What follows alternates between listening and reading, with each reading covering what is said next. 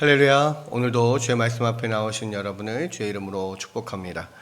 자, 오늘 우리가 함께 볼 하나님 말씀은요, 열왕기하 24장 8절에서 20절까지의 말씀인데요. 열왕기하 24장 8절에서 20절 말씀 우리 다 같이 함께 보겠습니다. 여호야긴이 왕이 될 때에 나이가 18세라. 예루살렘에서 석 달간 다스리니라. 그의 어머니의 이름은 느후스다요, 예루살렘 엘라단의 딸이더라. 여호야긴이 그의 아버지의 모든 행위를 따라서 여호와께서 보시기에 악을 행하였더라. 그때 바벨론의 왕 느부갓네살의 신복들이 예루살렘에 올라와서 그 성을 에워싸니라. 그의 신복들이 에워쌀 때에 바벨론의 왕 느부갓네살도 그 성에 이르니 유다의 왕 여호야긴이 그의 어머니와 신복과 지도자들과 내시들과 함께 바벨론 왕에게 나아가매 왕이 잡으니 때는 바벨론의 왕 8째 해라. 그가 여호와의 성전의 모든 보물과 왕궁 보물을 집어내고 또 이스라엘의 왕 솔로몬이 만든 것 곧 여호와의 성전의 금그릇을 다 파괴하였으니 여호와의 말씀과 같이 되었더라. 그가 또 예루살렘의 모든 백성과 모든 지도자와 모든 용사 10,000명과 모든 장인과 대장장이를 사로잡아 가매 비천한 자 외에는 그 땅에 남은 자가 없었더라. 그가 여호야긴을 바벨론으로 잡아가고 왕의 어머니와 왕의 아내들과 내시들과 나라의 권세에 있는 자도 예루살렘에서 바벨론으로 사로잡아가고 또 용사 7,000명과 장인과 대장장이 1,000명 곧 용감하여 싸움을 할 만한 모든 자들을 바벨론 왕이 바벨론으로 잡아가고 바벨론 왕이 또 여호야긴의 숙부 matthaniah를 대신하여 왕으로 삼고 그의 이름을 고쳐 시드기야라 하였더라. 시드기야가 왕이 될 때에 나이가 21세라. 예루살렘에서 11년간 다스리니라. 그의 어머니의 이름은 하무달이요 림나인 예레미야의 딸이더라. 그가 여호야김의 모든 행위를 따라 여호와 보시기에 악을 행한지라. 여호와께서 예루살렘과 유다를 진노하심이 그들을 그 앞에서 쫓아내실 때까지 이르렀더라. 시드기야가 바벨론 왕을 배반하니라. 아멘. 아멘. 예, 이제 이게 열왕기하가 이제 다 끝나가고 있습니다. 이 유다가 결국은 이 마지막 여호야긴 그리고 시드기야 왕까지 해서 마지막을 또 장식을 하게 되는데요. 이 여호야김이 이제 11년간을 다스렸죠. 그리고는 바벨론이 이제 2차 침공을 해 들어옵니다. 그러니까 다시 생각을 해보자면 요시아가 죽고 나서요. 요시아가 그 무깃도에서 바로 그 느고를 막다가 거기서 전사를 하죠.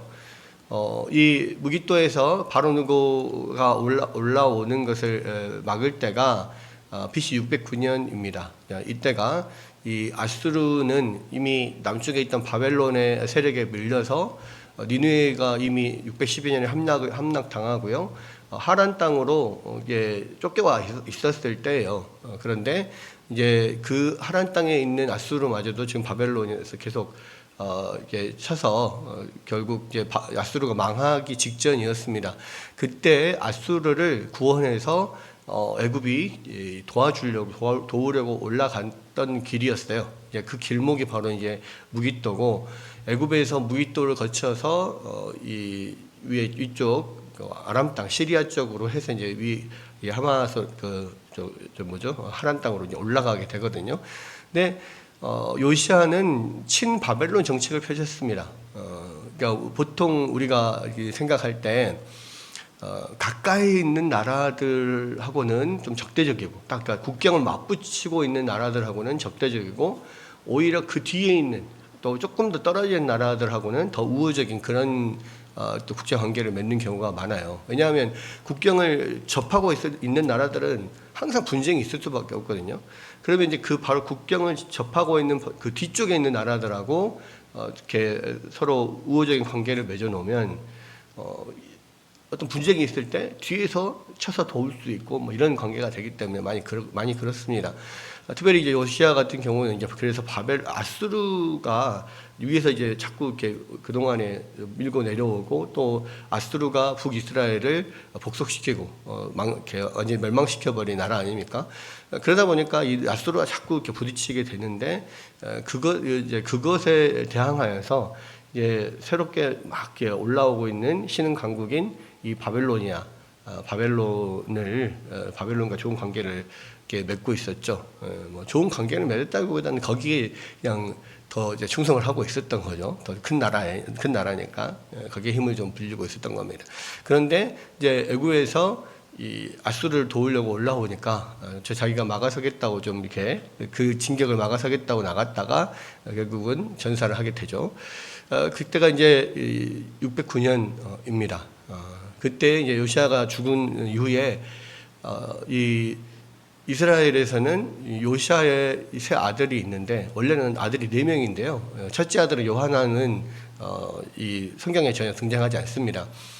두 번째 아들이 여호야김이었고요. 세 번째 아들이 여호아스, 막내 아들이 시드기야, 여기서는 마따니아였는데 왜 그런지는 모르겠지만 어쨌든 뭐 둘째 아들인 여호아스를 이스라엘 사람들이 요시아가 죽고 나서 왕으로 세웠습니다.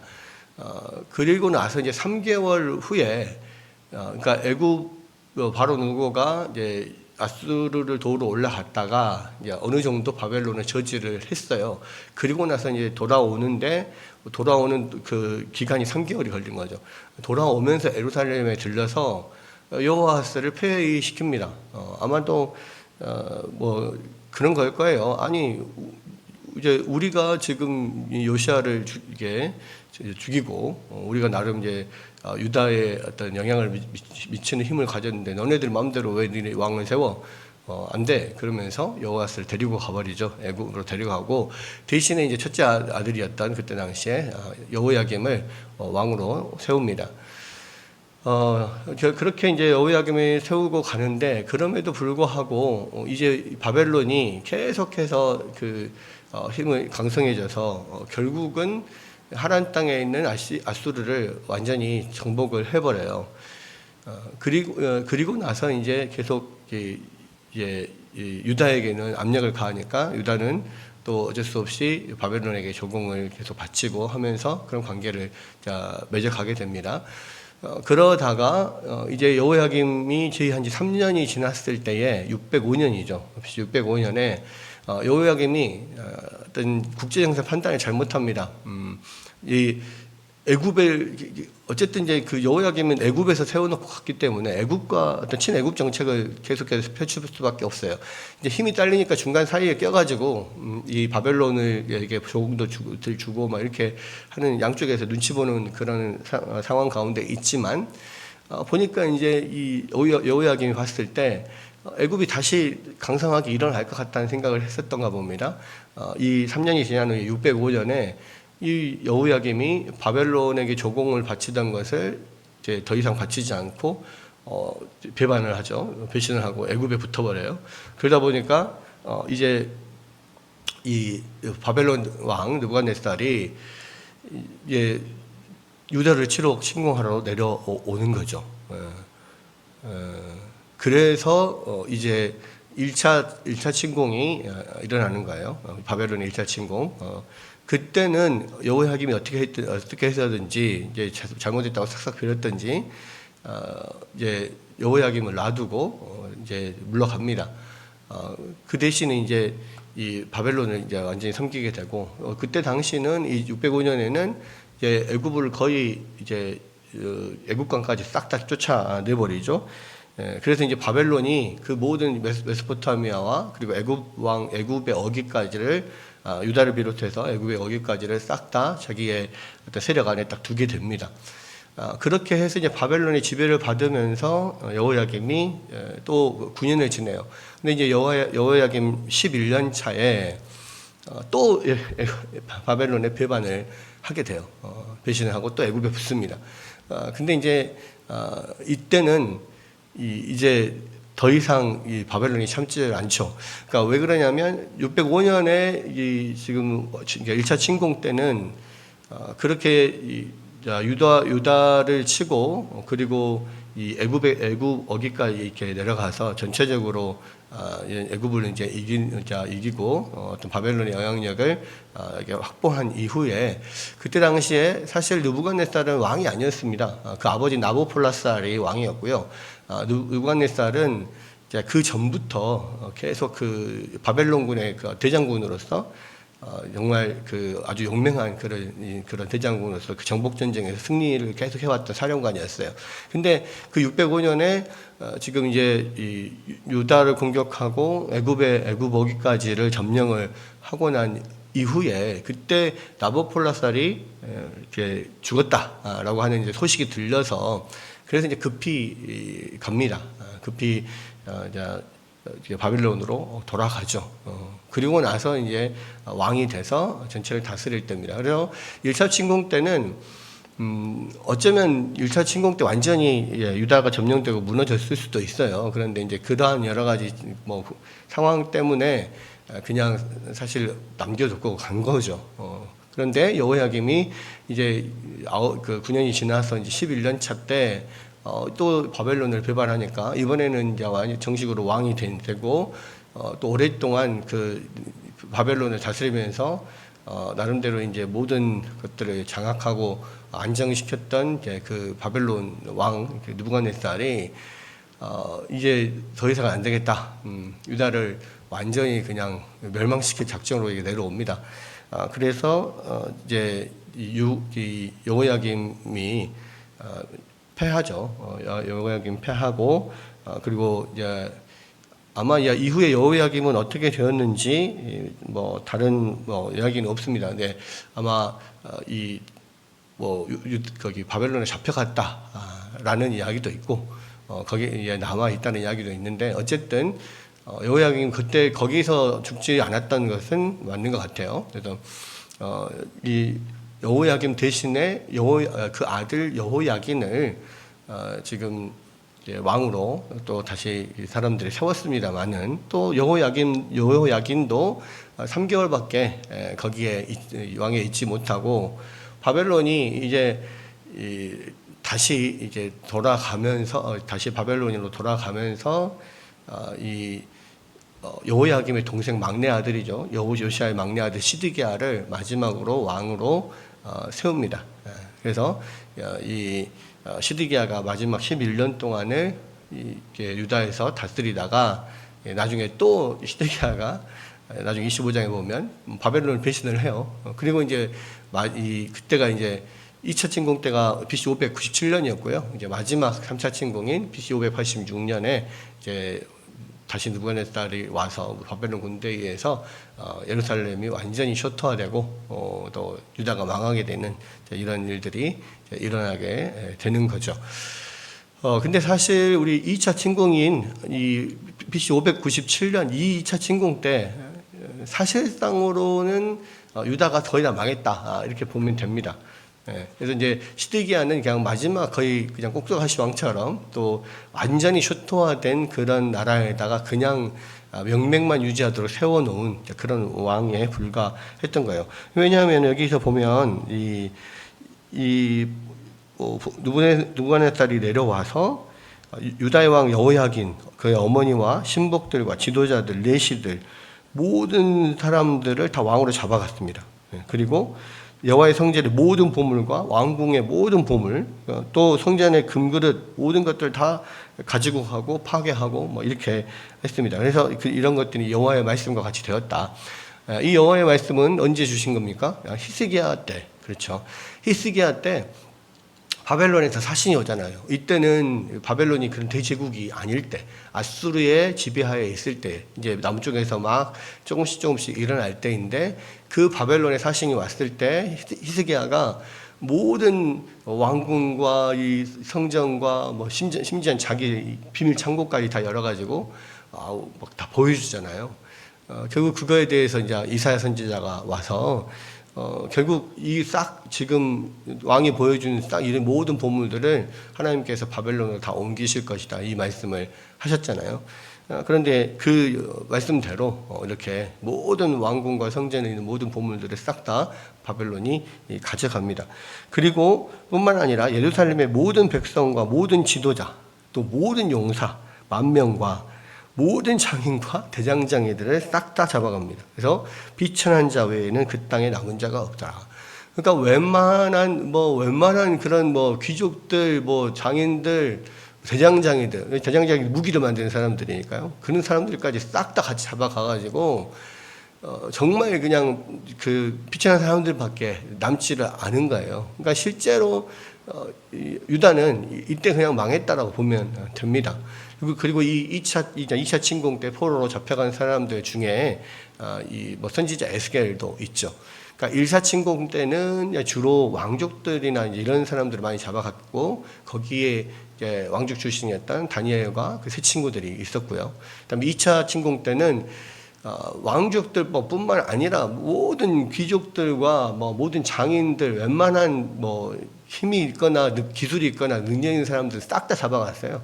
그때 이제 제사장들도 많이 잡혀갔고 그 중에서 이 제사장 출신이었던 에스겔 선지자도 잡혀간 거고, 그래서 이 다니엘과 에스겔이 이제 이 바벨론에서 활동을 하게 되는 거죠. 나중에 뭐 여기 보면 그래서 모든 사람들 다 잡아가서 남아있는 사람들이 정말 비천한 사람들밖에 없었던 겁니다.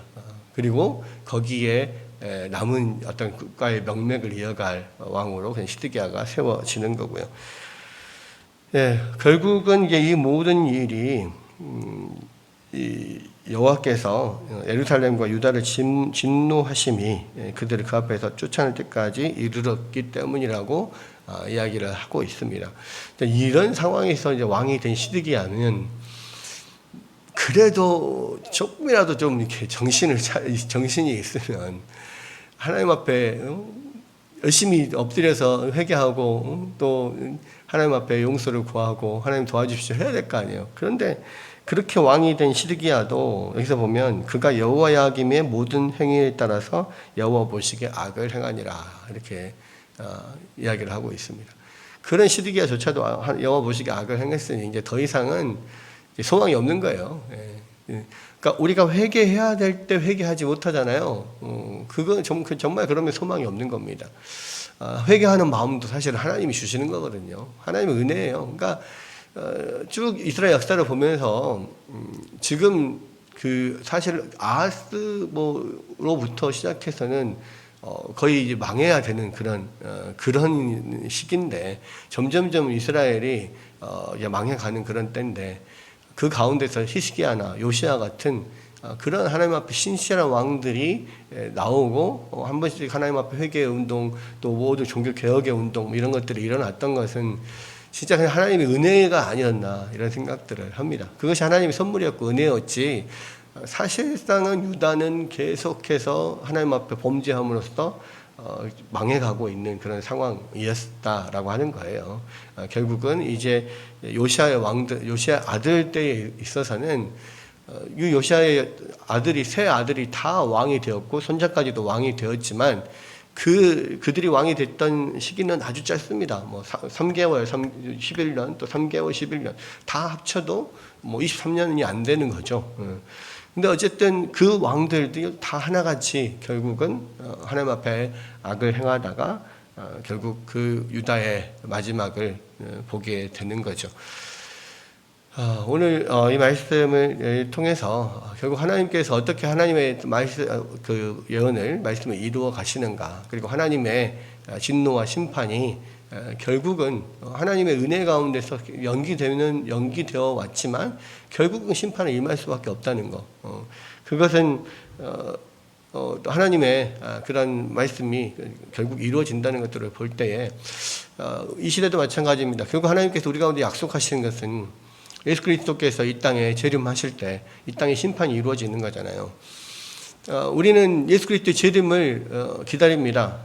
그러나 하나님께서 그 예수 그리스도의 재림을 계속 기다리지만 계속해서 늦춰지고 예수님이 안 오신다라고 하는 것에 대해서 사람들이 또 이 초대교회 사람들은 거기에 실망하고 또 낙심하고 지금 과연 예수님이 오시는 건가 이런 의심도 하고 뭐 그랬습니다만은 결과적으로 그렇게 계속해서 늦춰지는 것은 하나님의 은혜를 우리 가운데 베풀어 주시는 거예요. 심판의 지연 또 심판의 연기 이것은 하나님의 은혜를 주시는 것이지 그럼에도 불구하고 심판은 반드시 행해진다. 하나님의 말씀, 하나님의 뜻은 반드시 행해진다라고 하는 것들을 우리는 이스라엘 역사를 통해서 보게 되는 겁니다.